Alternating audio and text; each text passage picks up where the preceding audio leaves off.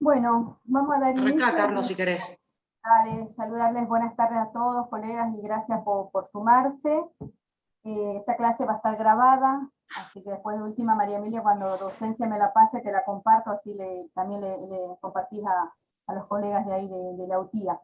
Agradecer a María Emilia, a Sara, a Carlos, que prepararon esta clase. Son los tres colegas que forman parte del equipo de trasplante, que ellos tuvieron la experiencia cuando inició todos estos cuidados, a trabajar en el paciente trasplantado. Eran los colegas que hacían estos cuidados inmediatos en la terapia, así que quién mejor que nos podía compartir esta experiencia, el cuidado y el conocimiento eran ustedes, así que re agradecidos por la generosidad de compartir a todo el equipo, que hoy somos 17, que estamos cardiorrenal, por cuestiones, movimientos que se hace institucionalmente, así que con ganas de aprender y poder recibir todo lo que ustedes nos van a transmitir. Así que adelante y gracias. Bueno, gracias a ustedes también por invitar. Buenas tardes para todos. Nosotros somos 3 enfermeros que estamos en terapia intensiva, la terapia intensiva adulta abajo, que el primer piso, que estamos abocados básicamente a lo que es el cuidado inmediato de los pacientes post-trasplantados renales.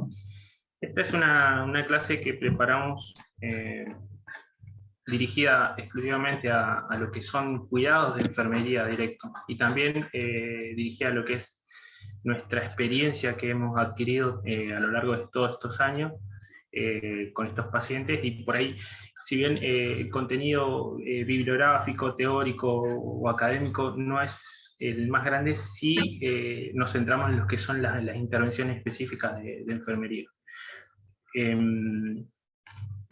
Bueno, más que nada eso, venirle a contar. No es una clase, queríamos que sea una clase didáctica, de práctica, para ustedes, para los que hacen realmente la actividad asistencial. La primera parte la va a dar Emilia, después de los cuidados de enfermería lo va a desarrollar Sara, y bueno, yo por último voy a hablar un poquito de lo que es las complicaciones que por ahí se pueden llegar a dar en los pacientes trasplantados. Así que Emilia, todo Dale. tuyo. Bueno, buenas tardes. Supongo que ya la mayoría ya me conocen. Vamos a comenzar con esta clase. Vuelvo a repetir lo mismo que dijo Carlos. No es una clase con mucho contenido, porque en realidad habíamos preparado una con mucho contenido y a medida que fueron pasando los días nos fuimos dando cuenta que era muy, muy pesada y que más o menos calculamos que uno presta atención entre media hora a 40 minutos. Entonces más o menos tratamos de hacerla más didáctica y base a nuestra experiencia. Bueno, lo que decíamos es que los cuidados de enfermería son dirigidos a brindar la atención de calidad a pacientes trasplantados en el postquirúrgico inmediato, aportar una visión crítica, considerar al usuario como un ser biopsicosocial, no como una parte holística, detectar de forma precoz y oportuna cualquier complicación, evitar infecciones, disminuir la ansiedad, educar al paciente y a la familia, como así también promoviendo el autocuidado. Pásalo, Carlos. Bueno, lo que nosotros queríamos plantear con esta imagen era desde el momento que a nosotros nos avisan de que se activa un trasplante, tanto sea programado, que es con un donante relacionado, o un donante cadavérico. Si es donante cadavérico, ahí se escucha, estoy escuchando a alguien más. ¿Puede ser? Puede ser. Por favor, colegas, revisen sus micrófonos, porque si no, yo justo no puedo, mira, no me dejaron como operadora, si no podría. Bueno, continúo. Ahí ya se apagó. Más que nada con la preparación de la unidad.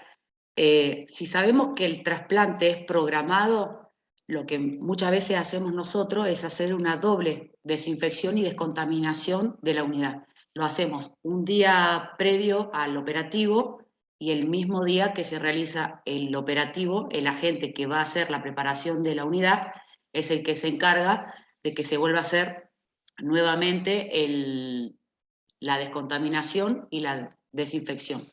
Más o menos pusimos, no está todo lo que debería estar dentro de la unidad, yo se la voy a ir nombrando, pero más o menos es lo que debería ir dentro de la unidad.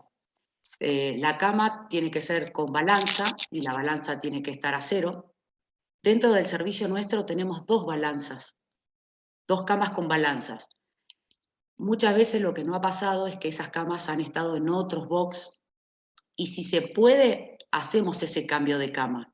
Si no se puede, si el paciente que está utilizando esa cama está hemodinámicamente inestable, y bueno, no se la sacamos, usamos la cama que tenemos disponible en ese momento. Bombas de infusión, tiene que haber 3 como mínimo, todo conectado a la red eléctrica. Dentro de las unidades de la terapia, cada box tiene térmicas, hay que asegurarse de que esas térmicas estén levantadas, porque por experiencia no ha pasado de que las térmicas estaban bajas y nos dimos cuenta después del error. El monitor multiparamétrico, lo que hacemos habitualmente es titular los parámetros de la TA, de la temperatura, de la frecuencia cardíaca, de la saturación. El circuito de aspiración también tiene que tener. Lo que habitualmente hacemos en la terapia nuestra es, vieron que están los Flumiter que son rojos, que vienen con un reservorio. Nosotros aparte de eso le conectamos otro reservorio que es de 1 litro o de 2 litros. Más que nada es para no tapar el panel, que muchas veces pasa por descuido, se tapan y terminamos perjudicando al paciente porque no lo podemos aspirar. El ventilador. El ventilador, lo que nosotros hacemos con el ventilador es ingresarlo a la unidad, lo conectamos al panel con el oxígeno y el aire comprimido, obviamente también lo enchufamos, y todos los elementos que tiene que tener el respirador, todas las tubuladuras, los filtros, los circuitos de humidificación, todo lo dejamos detrás del respirador. No lo armamos porque en caso de que no pase nada es el mal uso del elemento. Con respecto a la oxigenación, dentro de la unidad tenemos que tener el AMBU, el Flumiter, que el Flumiter es por si vamos a necesitar una cánula nasal, una máscara con reservorio y un estetoscopio. Y después dentro de la unidad, no sé si eso pasa en la parte de renal, en el 4º piso, nosotros tenemos mesas de luz y también tenemos bandeja, que dentro de la bandeja o arriba de la mesa de luz o dentro de la mesa de luz en el cajón, lo que tratamos de tener es una variedad de elementos para no estar entrando y saliendo constantemente de la unidad.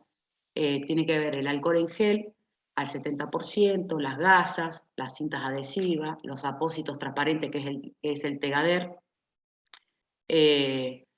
las gasas para curaciones, electrodos, sondas de aspiración, mínimo 3, agujas y jeringas de varios tamaños, puede ser de 1 mililitro, de 5 o de 10. Y con respecto a la TAM invasiva, que habitualmente cuando sale el paciente de quirófano siempre tiene TAM invasiva, lo que siempre tratamos de tener también dentro de la unidad es el presurómetro, es la solución fisiológica preparado con la heparina, que más allá de que la traiga de quirófano, lo que habitualmente nosotros hacemos, cambiamos todos los fluidos que tiene. Y como tip pusimos abajo alguna que otra medicación.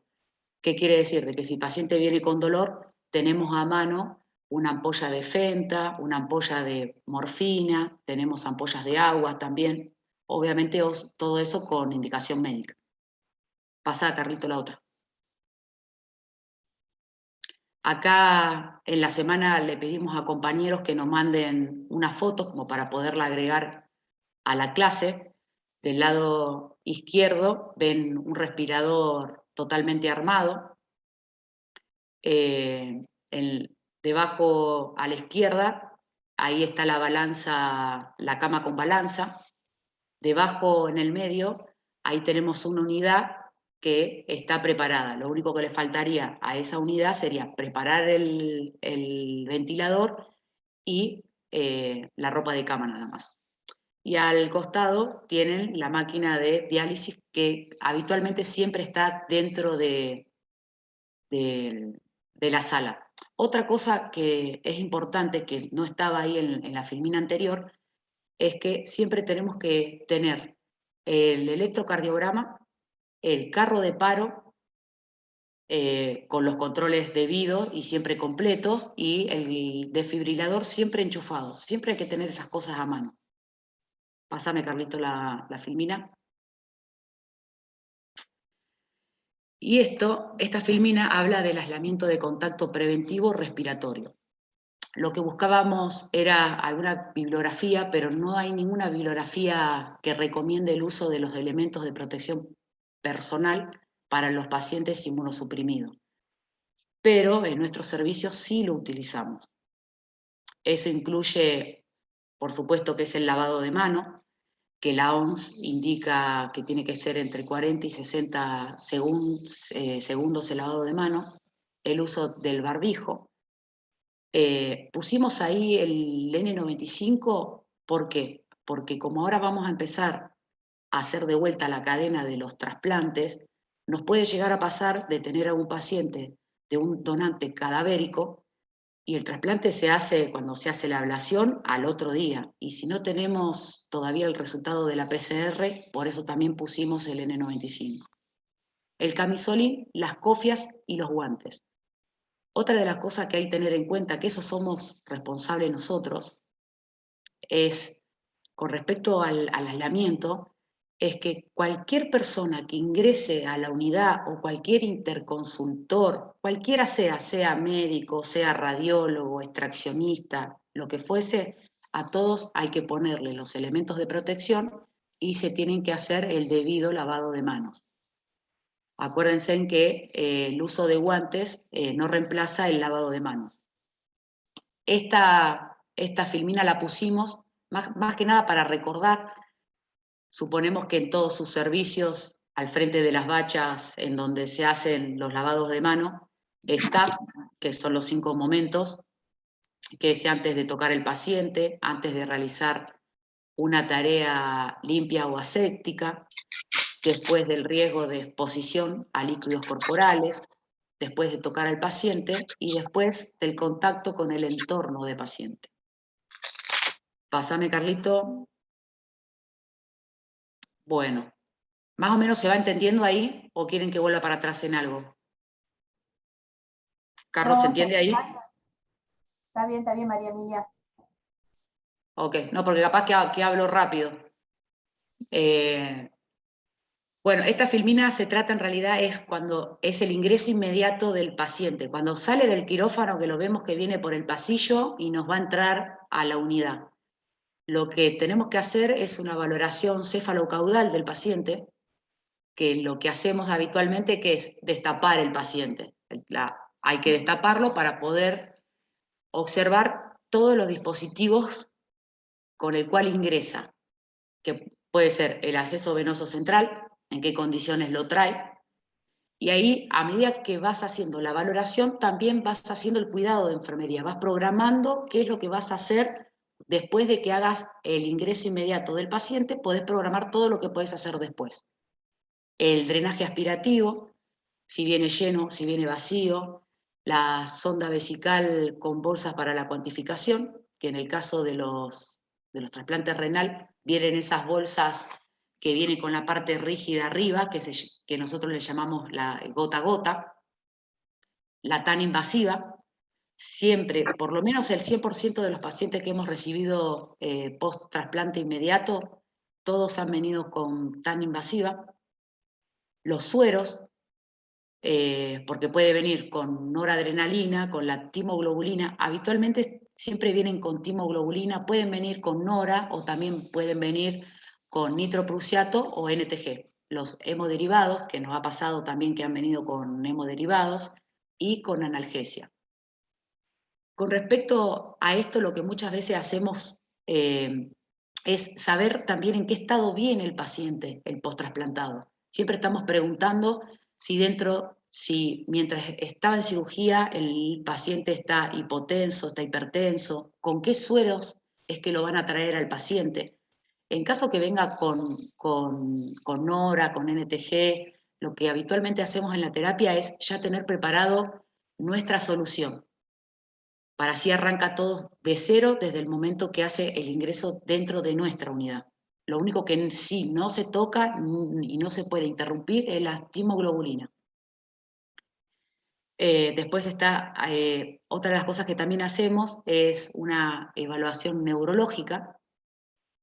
Le hacemos la escala de Glasgow y le revisamos las pupilas. El 100% de los pacientes que nos han entrado y me atrevo a decir el 100% porque la mayoría de los pacientes vienen con un Glasgow 14 en 15 porque vienen somnolientos por el tema de la anestesia de la que vienen del quirófano. Después, obviamente, que es algo, supongo que todos lo debemos hacer, que es presentarse con el paciente, decirle quién es, quién lo va a cuidar, presentarnos con el nombre, preguntarle a él cómo se llama. Más allá de que lo sepamos, hay que preguntarle al paciente, hay que socializar, consultarle si siente dolor, si tiene frío o no. Eso más que nada es lo que se hace apenas sale el paciente e ingresa dentro de la unidad. Pasa a la otra, Carlitos. Sara.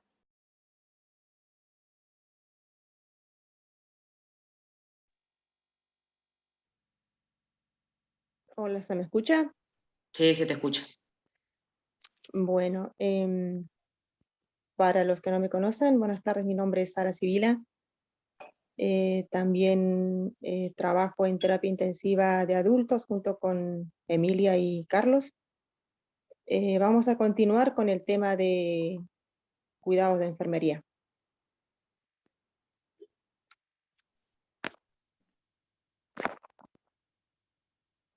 Ok. Lo que debemos tener en cuenta como enfermeros directamente en el cuidado de postquirúrgico inmediato en cuanto al paciente recientemente trasplantado. Bueno, lo primero que tenemos que tomar en cuenta como básico, como por algo se llaman signos vitales, la palabra vital. En primer lugar, la presión arterial, el control y el cuidado, la perspicacia que tenemos que tener en cuanto a lo que es normal al principio para saber reconocer lo anormal, hipertensión o hipotensión. Esto es muy importante que lo reconozcamos al principio, los casos anormales, especialmente si es hipertensión e hipotensión, en todo caso consultar, comunicar al médico directamente. De todos modos, esto el paciente siempre ha seguido muy de cerca tanto por el médico como por enfermería. En el caso de hipertensión, en un rango fuera de 140-90, como sabemos los valores normales de la TA, el médico tomará medidas como usar un vasodilatador, una medicación para reducir la hipertensión en caso de que esté hipotenso, lo mismo, medicación para elevar la TA media y mantener una TA óptima, una TA media entre alrededor de 70 milímetros mercurio, como mínimo 65, como máximo 90, es de criterio médico, muchas veces 80, 85 milímetros mercurio como TA media. Perdón un momento, tengo que cargar el celular. Bueno, continúo yo entonces.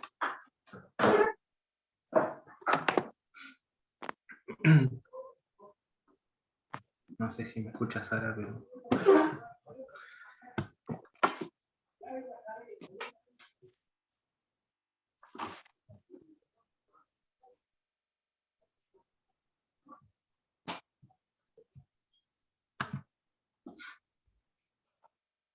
Bueno, seguimos, si no cortamos un poquito.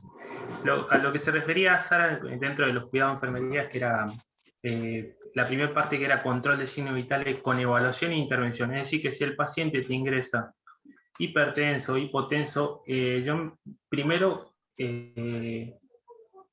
o sea, consulto y inmediatamente también tengo que pensar en la causa. Si al paciente le hicieron medicación previa, si el paciente viene con una hipovolemia, está haciendo una hemorragia. Esas son preguntas que yo me tengo que ir realizando internamente. Lo primero, lo segundo que tengo que hacer, la otra parte de los signos vitales, es medir la frecuencia cardíaca. Pusimos taquicardia como puede ser bradicardia. Si el paciente tiene dolor, frío, está con un shock hipovolémico, siempre tengo que informar, porque puede que a ustedes también muchas veces les toque recibir a un paciente solo o no, o incluso hay médicos que hay que avisarle, decirle, mira, sabes que está con 110, puede ser dolor, puede ser frío, pero también voy colaborando parte de lo que es la evaluación de los signos vitales. La frecuencia respiratoria y saturación también es otro de los ítems de signos vitales que puedo intervenir también. Si el paciente satura menos de 94, puedo llegar a colocar una cánula nasal, si no tiene, o si veo que el paciente está con algún tipo de dificultad respiratoria o desaturando importante, puedo llegar a colocar un dispositivo de alto flujo. También es muy importante dentro de lo que sería la evaluación e intervención de los signos vitales cuando recién ingresa, es la ocultación de los campos pulmonales. Después también lo que puedo llegar y es importante hacer es un control de glucemia, ¿sí? Por lo general manejamos glucemias entre 70 y 140 aproximadamente. Hay que tener en cuenta que el paciente también está en ayunas, así que a veces puede dar un poquito baja la glucemia. Eso es como principal. Perdón, Carlitos, Sí. disculpa, volví. Si me permiten continuar, tuve un accidente. Bueno, yo ahí igual terminé un poco de explicar lo que es la primera parte. Listo, muchas gracias. ¿Está terminada la diapositiva? Sí, quería cerrar que siempre que es importante cuando controlamos signos vitales saber los antecedentes personales del paciente post-trasplantado. Por lo general son pacientes hipertensos, donde la normalidad entre 140, entre 100 y 140 sería lo ideal, pero muchas veces no lo es. Para un paciente lo normal es que esté entre 150, por ahí 160. Pero eso igual lo evalúan en conjunto con lo que es el médico y también con el médico nefrólogo que va a estar al lado de usted. Bueno, voy a pasar de diapo.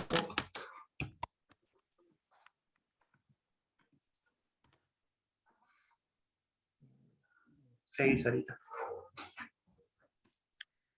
Ok, continuamos con en esta diapositiva pusimos como comentario, es importante tener en cuenta los signos vitales que, como decía Carlos, puede variar de un paciente a otro. Hay pacientes que tuvieron como causa básica de la insuficiencia renal crónica una hipertensión. Entonces el paciente tiende a ser hipertenso todo el tiempo, permanentemente. Para ese paciente obviamente tendrá una medicación vasodilatadora. El paciente en caso de hipotensión deberá tener noradrenalina. Básicamente el paciente no puede sufrir hipotensión dado que tiene un órgano recientemente implantado, sufrirá daños severos el riñón si padece hipotensión. Una vasoplejía de los microcapilares renales lleva a una pérdida de gran parte de la función renal, de lo óptimo que tiene que hacer, dado que es un órgano sano que se le acaba de implantar. Otro punto, la temperatura. Todo paciente postquirúrgico siempre viene hipotérmico, es importante abrigarlo con más frazadas o con el caloventor con el que nosotros contamos para todo postquirúrgico en caso de hipotermia. Y mantener todos los demás signos vitales como la frecuencia cardíaca, todo lo que se comentó en la anterior diapositiva. ¿Puedes seguir, Carlitos?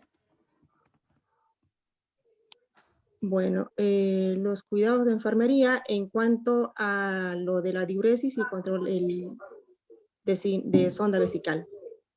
La sonda vesical, según nuestra experiencia, siempre en todo paciente trasplantado vino con una sonda de silicona, la que conocemos, la que es de óptima calidad. La silicona, a diferencia de la sonda de látex, esta no permite que se adhieran los microorganismos a sus paredes, entonces menos contaminación y probabilidad de sufrir infecciones o de colonizar. Esta sonda siempre de triple lumen, porque en el mayor de los casos debe estar toda lista y preparada para un lavado vesical. En caso de que el paciente sangre en el postquirúrgico, y para evitar que se obstruya la sonda, porque no se puede recambiar, es más riesgoso colocar en cualquier momento. Esta ya viene colocada de quirófano y se la respeta, se la cuida, se la trata de mantener en óptimo estado. No hemos tenido mucha experiencia en lavado vesical en estos pacientes, 1 o 2 con requerimiento de lavado vesical, los demás en buen estado, sin un sangrado importante. También se debe evaluar a horario su cantidad y característica, la de la orina, registrar por hora, estrictamente ese es un control de diuresis horario, y la sonda debe estar colocada, como es reglamentario, por debajo del nivel de la vejiga, y en algún dispositivo de la cama bien ubicada de una manera firme, la bolsa de cuantificación.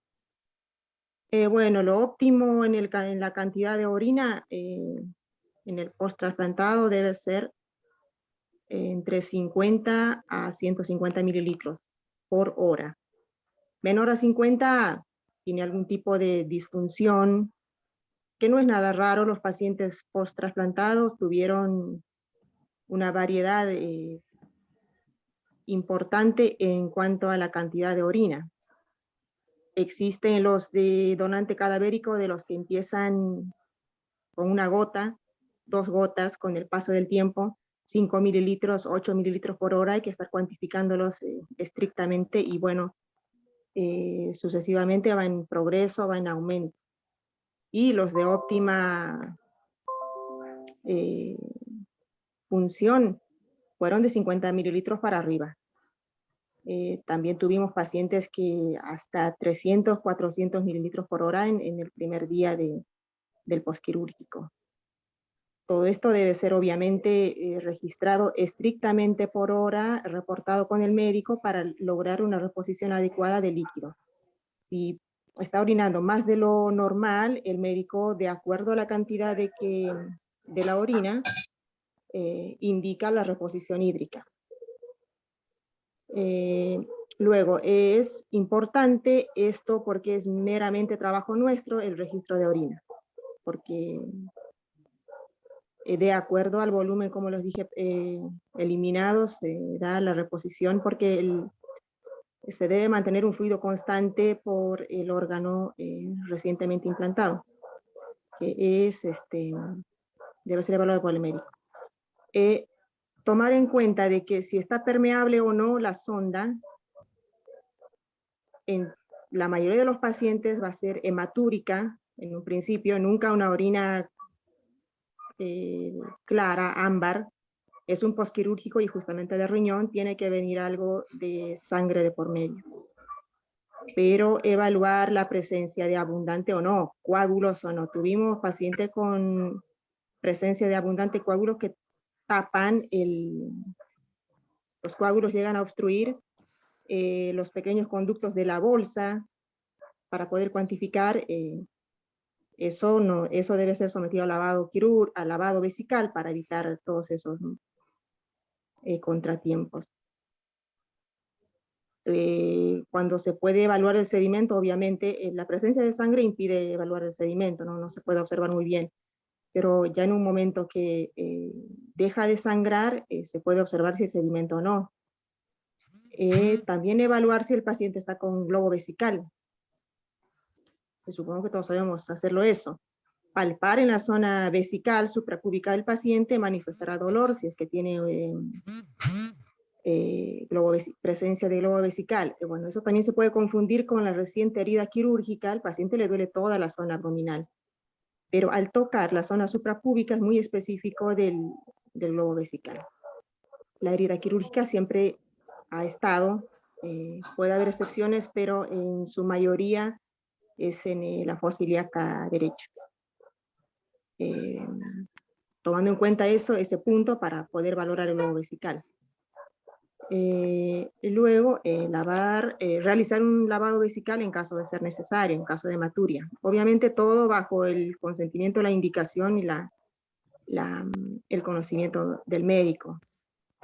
Evaluar la cantidad que viene orinando en las primeras horas es vital. Si empezó el paciente con una cantidad de 50 mililitros la primera hora, la segunda hora son 8 o 10, es una pauta de alarma, que no debería suceder.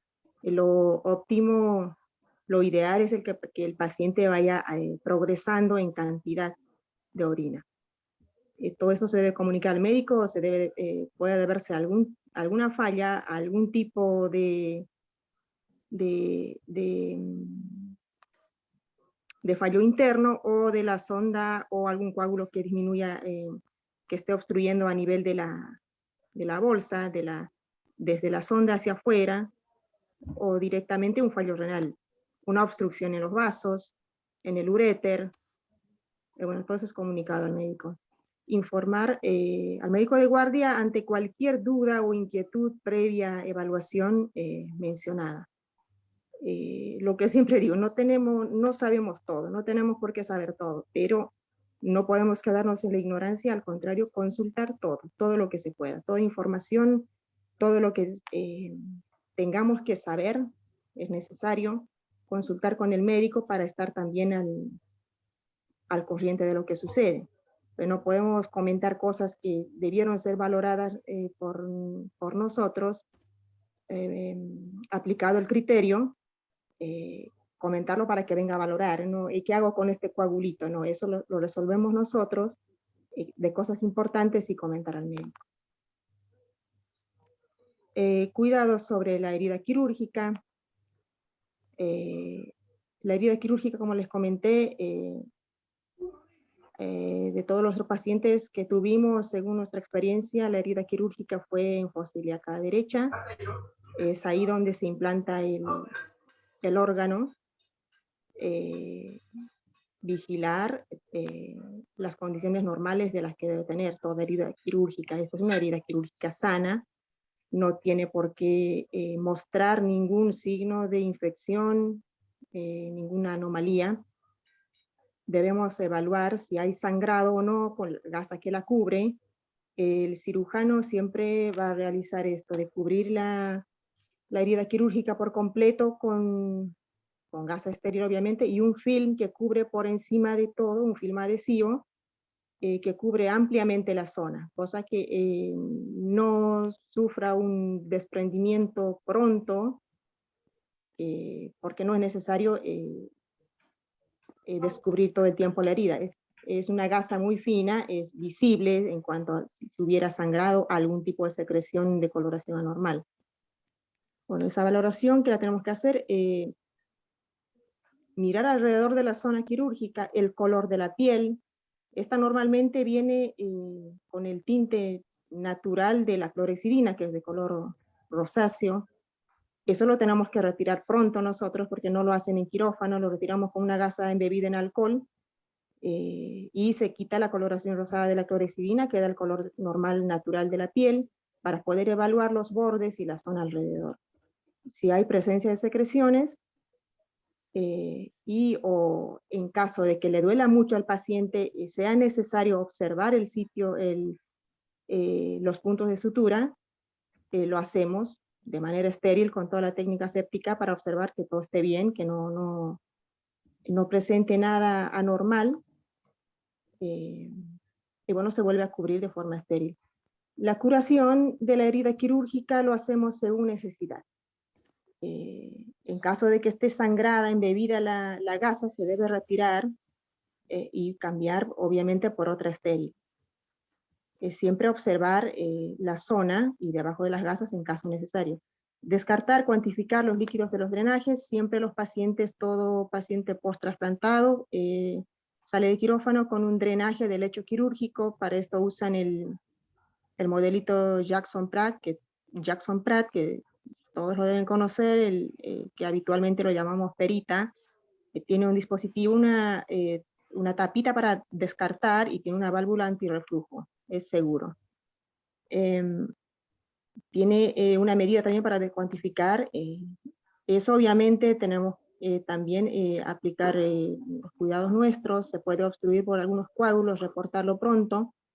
En muchos casos se encarga únicamente el cirujano de desobstruirlo para que continúe su drenaje. El aspecto de ese débito, que en un principio va a ser hemático, normal, pero progresivamente en disminución, luego serohemático, al finalmente seroso. Y reportar la cantidad. De eso dependerá la valoración si está sangrando o no el paciente, sufriendo una hemorragia a nivel del lecho quirúrgico, que también eso podría ser grave en el caso de que se diera por dehiscencia de los puntos en la anastomosis, por ejemplo, de la arteria renal o la vena o el uréter, donde se produjo el implante. Y luego la característica del líquido, como les decía, hemático, seromático o cualquier otro cambio. Por último, utilizar solución fisiológica, gasas estériles para la curación de la herida, con excepción de herida contaminada, que este no sería el caso, hasta el momento nunca lo fue, pero en caso de que fuera a reportar y usar los antisépticos indicados para la situación. La siguiente. Bueno, algo para agregar, Sarita, acá. Viste que dice descartar y cuantificar el líquido de los drenajes. Hemos tenido casos donde muchas veces se confunde el líquido seroso con la orina, ¿sí? Por ahí es importante muchas veces tener en cuenta eso, porque es una de las complicaciones a veces que suele ocurrir. Nada más para agregar. Ok, y continuamos con la presentación. La valoración del abdomen. Debemos realizar un examen mediante la técnica que se valora un abdomen. La inspección, la palpación, la auscultación, la percusión del mismo. Un posquirúrgico de esta índole debería ser de lo más normal. Nunca un abdomen ultra doloroso, mucho menos un abdomen en tabla, que sería un caso de peritonitis, un caso muy complicado que no llevaría a buen puerto el trasplante. Inspeccionar la zona, palpar especialmente el dolor. Todo posquirúrgico tiene dolor a la palpación, pero debe ser blando el abdomen. No endurecido, mucho menos un abdomen en tabla. Debe ser blando, depresible, el dolor va a ser normal, habitual, que es manejado con analgesia. Auscultar el abdomen, los ruidos hidroaéreos deben estar presentes, ligeramente disminuidos quizás en un principio, porque como en toda cirugía abdominal, al tener algún tipo, aunque lejano, de contacto con el intestino se detiene, disminución de los ruidos hidroaéreos es natural, pero posteriormente con el paso de las horas debe volver a su normalidad. Para eso es que debemos realizar la evaluación constante. Luego la percusión, donde se verá si el abdomen está timpánico, por presencia de aire en el intestino. Valorar la matidez. La matidez es un ruido con contenido bastante de una materia densa, que no debería ser tanto en la zona donde vamos a evaluar. Eso nos significaría gran presencia de hemorragia o de algún tipo de líquido que esté fuera de lugar haciendo presión en la zona de la herida. Todo eso lo tenemos que reportar. Serían casos anormales. En cuanto a tenemos acá en signo de pregunta para valorar y reportar si es serohemático o hemático el líquido que vayamos a valorar. El líquido, en este caso, el que exude por la herida quirúrgica, podría ser orina y no líquido serohemático. Eso directamente es una grave complicación. No debería venir nunca presencia de orina por la herida quirúrgica. Eso amerita un reingreso inmediato a quirófano para solucionar.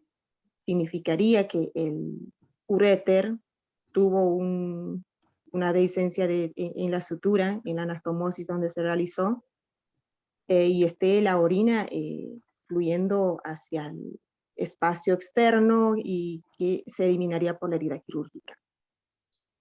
En el caso de que sea purulento, lo reconocemos por el aspecto y por el olor. No debería ser. Una pregunta que una de las interrogantes que nos debemos hacer es ¿por qué? No debería ser. Entonces es una pauta de alarma comunicar al médico para su pronta solución. Si venía esa cantidad aproximadamente hace una hora, ahora hay aumento o disminución en la última hora, todas esas son pautas de alarma de comunicación inmediata al médico. La siguiente, Carlitos. En cuanto a los accesos vasculares del paciente. Todo paciente trasplantado previamente está en esta situación porque sufre de insuficiencia renal crónica. Muchos pacientes tuvieron ya el antecedente de realizarse algún tipo de terapia de reemplazo renal, ya sea la hemodiálisis, diálisis peritoneal, y otros pacientes que nunca se realizaron ningún tipo de diálisis, directamente se programa el médico el trasplante renal directamente antes de llegar a la mínima función renal. Para esto, el primer día tomará precauciones el médico. ¿Qué otro acceso vascular importante para emergencias va a realizar con el paciente? La mayoría de los nuestros ingresan ya hemodializándose. Para esto ya tienen un acceso vascular importante, que es la fístula arteriovenosa, en este caso, que es una anastomosis de una vena y una arteria, en cualquiera de los miembros superiores del paciente, o algunas en una femoral. También pueden ingresar, sin esto de la fístula, directamente colocado un catéter para hemodiálisis que tiene calibres mayores a lo que conocemos el acceso venoso central que usamos para las terapias. Debemos valorar estos accesos. El paciente trasplantado debería conservar la función óptima todavía de su fístula autóloga en caso de que tengan los miembros superiores. Por ejemplo, en el brazo, lo que debe hacer enfermería es palparle el pulso a esa fístula. Quizás muchos tuvieron esa experiencia, el frémito que tiene la sangre de la arteria, de la vena que se arterializó, es bastante fuerte. No es un pulso normal como el de la vena radial, es con mucho más fuerza. Ese pulso debe estar presente, es normal que sea con gran intensidad. Eso implica su funcionamiento perfecto en caso de emergencia, que se lo tenga que volver a usar esa fístula. El catéter igual debe estar permeable, si es un catéter para hemodiálisis, es de doble rama. Siempre tuvo como una característica estándar en general una rama de color rojo que es la rama arterial, y una rama de color azul, la rama venosa, el lumen venoso. Que esté en buenas condiciones, el catéter debe estar limpio, la curación realizada con técnica estéril, bien protegido, con gasas alrededor, con una cinta, como cualquier herida, bien cerrada y bien cubierta. Bueno, cada 72 horas, obviamente, cualquier curación que tengamos que realizar, o de lo contrario, antes de ese tiempo, en caso de que esté visiblemente sucio o contaminado. El peso del paciente debe ser controlado desde el principio para tener un dato, el peso inicial, esto ya en el prequirúrgico. para basarnos en ese peso el resto del tiempo, el resto del tratamiento del paciente. Registrar el peso diario en el caso de que en terapia intensiva se cuenta, y también en los del cuarto piso las camas tienen balance. Realizar la diferencia del peso para realizar el tratamiento en caso de que sea necesario, pero registrar, considerar el peso de las frazadas y cualquier otro dispositivo que tenga la cama, a diferencia del principio. La siguiente. En cuanto al balance hídrico, mantener un control estricto de ingresos y egresos, todo es según horario. El paciente siempre salió despierto de quirófano, al menos al día siguiente está lúcido en condiciones de la ingesta. Se debe cuantificar la ingesta porque ya empezará, en un principio tiene la medicación inmunosupresora endovenosa, pero al siguiente día debe recibir la medicación inmunosupresora por vía oral. Entonces ya se cuantifica los líquidos que consume y también los que van por vía endovenosa. Mantener un registro constante de cada hora. El balance parcial de todos los ingresos del balance hídrico siempre fue cada 6 horas, como va en nuestros turnos, pero previo al control horario y notar las diferencias. Luego el balance general, que es cada 24 horas, y el descarte de los drenajes, obviamente, según necesidad y cantidad. Todo reportado, obviamente, todo en los drenajes, lo más normal es que vaya en descenso la cantidad. Y lo mismo en disminución el aspecto hemático. Eso en condiciones normales. Y reportar cualquier anormalidad en caso de que sea más hemático que horas o días anteriores o día anterior. Lo mismo con el drenaje, lo mismo con la disminución de la orina. Y o cualquier aspecto físico que se pueda notar.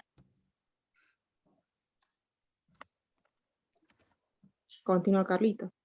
Bueno, chicos, ya habló un poquito Sara en relación a los cuidados de enfermería. Regresamos un poquito. Hicimos hincapié en estos cuidados específicos porque son los que tienen que prestar más atención. Si bien iniciamos con los signos vitales, la parte de la sonda vesical, explicó un poquito los cuidados. Lo que tienen que tener en cuenta es que ante cualquier anormalidad tienen que informarle al médico, o también incluso ustedes pueden evaluar y llevar a cabo una intervención. Nosotros pusimos una frase acá que era, volviendo un poquito a la sonda vesical, que el paciente no orina. Uno va a decirle que el paciente no orina, doctor, y no ha pasado muchas veces que la sonda tenía coágulo, que tenía globo vesical, o que estaba tapado, ¿sí? Con respecto a la área quirúrgica, hemos también encontrado muchas veces complicaciones mínimas, como pueden ser líquido, orina en el abdomen, que viene de los drenajes. Han surgido también que en el lapso de una hora hay una mayor cantidad del débito. Eso indica que hay una hemorragia activa que se está iniciando. Y bueno, para eso tengo que siempre tener una valoración. Una valoración incluye completo todo lo que es palpación, ocultación, medir, hacer el balance hídrico. Pero lo más importante es que vayan realizándose preguntas y que vayan tomando decisiones también sobre los que pueden realizar. Estos cuidados específicos son 3 o 4, pero que son básicamente los que van dirigidos a lo que es el trasplante renal. Si bien hay otros más, pero no los quisimos incluir porque nos parecía algo redundante. Cuando un paciente postoperatorio inmediato ingresa a la unidad, lo primero que vamos a tener que colocarle, obviamente acomodarlo los signos vitales, evaluar la evaluación, es también la colocación de medicación, que puede ser un plan de hidratación, que generalmente siempre te lo indican, puede ser solución fisiológica o ringelactato, de acuerdo al estado ácido-base. Un paciente con postoperatorio va a necesitar algo para el dolor. Lo más utilizado es la morfina o el fentanilo. El fentanilo que produce también mucha depresión de lo que es la caja torácica, produciendo apnea, por ahí disminuye la presión arterial. produce somnolencia, así que generalmente utilizamos morfina, pero eso no indica que muchas veces les indiquen fentanilo a ustedes. Otras drogas, medicación que pueden llegar a utilizar son los vasoactivos. Pueden utilizar noradrenalina, nitroglicerina, nitroprusiato. La noradrenalina, en algunos casos tienen que preguntar cómo está preparada, si viene simple o doble. Eso tienen que prestar atención. Algunos corticoides que le van a indicar van a ser la metilprednisolona, la hidrocortisona. Inmunosupresores también, por lo general tacrolimus, micofenolato, timoglobulina, y bueno, entre otros que van a indicarles o que van a utilizar siempre son la ranitidina, el relibran, la furosemida y la heparina. Esas son las drogas más habituales que se pueden encontrar en el quirúrgico en las primeras 12 horas a 24 horas. Y lo ideal siempre es que toda la medicación que sea administrada, ya sea el plan de adaptación, analgesia, más sobre todo un vasoactivo que es obligatorio, tiene que ser con bomba de infusión. Además, lo que nos permite es evaluar contabilizar la cantidad. En cuanto a lo que hablaba Sarita, todo lo que es la evaluación de enfermería, la valoración que realiza, es para evitar o para detectar las complicaciones quirúrgicas y no quirúrgicas. Por lo general tenemos lo que es la pantalla a mano izquierda, tenemos complicaciones vasculares, urológicas, colecciones y parietales. Pero las que principalmente nos interesan a nosotros en el postquirúrgico inmediato van a ser 4, que tenemos que estar atentos y tratar de anticiparnos a buscar ese tipo de complicaciones. Una puede ser el absceso de pared, que es cuando ven la herida quirúrgica abierta, la fístula urinaria, que puede ser común dentro de las complicaciones más tempranas, y eso es cuando puede haber una mala anastomosis entre los uréteres y la vejiga, hay pérdida de orina. Creo que fue lo último que nos sucedió en un trasplante, que recuerden. La trombosis arterial y venosa puede ocurrir, incluso hasta los 7 días, puede ser la arteria renal, la vena renal también, y bueno, y por último las hemorragias postquirúrgicas, que eso es cuando hablábamos recién de valorar la cantidad y la calidad las características del drenaje, ¿sí? Y la valoración del abdomen. Otras complicaciones no quirúrgicas que podemos encontrar, la principal va a ser el rechazo hiperagudo o el rechazo agudo. No hemos tenido rechazo hiperagudo ni tampoco agudos. Por lo general, sí, como dice, se produce por la oclusión trombótica de los vasos del injerto, incluso en días, o una vasculitis con su posterior necrosis. Es de autoinmune por lo general. Y cuando un paciente tiene una complicación no quirúrgica, un rechazo, ¿qué signo, qué síntomas puedo llegar a encontrar en ese paciente? Al pasar las horas, que va a disminuir la orina, o sea, el paciente que te orinaba 50 mililitros, que era lo ideal, pero no siempre sucede, no te orina. No te orina más, no te orina la próxima hora, no te orina la próxima. Llevas 4 horas sin orina, está anúrico el paciente. El paciente tiene aumento de temperatura, te hizo fiebre, va a manifestar dolor o le va a molestar todo lo que es la zona del abdomen, va a referir dolor. El paciente va a tener edema, obviamente, porque le estamos administrando líquidos. Para eso yo también ya evalué que la sonda no esté tapada, que el abdomen esté bien. También va a tener ganancia de peso, producto del edema, y va a tener un malestar general el paciente. Esos son síntomas que yo tengo que tener en cuenta como signo de alarma para adelantarme o tratar de informar que podemos estar enfrente de lo que sería un rechazo agudo del riñón. Y luego de que ustedes ya recibieron el paciente, ya lo valoraron, ya se presentaron con él, ya lo acomodaron, se le van a solicitar ciertos estudios complementarios. Lo primero que le van a pedir es una radiografía de tórax, por lo general después que se lo condiciona al paciente se le realiza. Le van a pedir un electrocardiograma, que es el electrocardiograma de control, de ingreso, y se le puede realizar una ecografía abdominal y renal. Por lo general se hace en las 12 horas, no se hace de forma inmediata, a no ser que tenga una complicación o que se sospeche de alguna próxima, o sea, alguna colección o alguna complicación inmediata. La gasometría arterial también se realiza de forma inmediata, generalmente ingresa el médico, el que esté con usted acompañándolo, le va a tomar gases, y bueno, y luego también le van a solicitar laboratorio. Y bueno, como conclusión, por ahí quería preguntar si hay alguna pregunta o algo.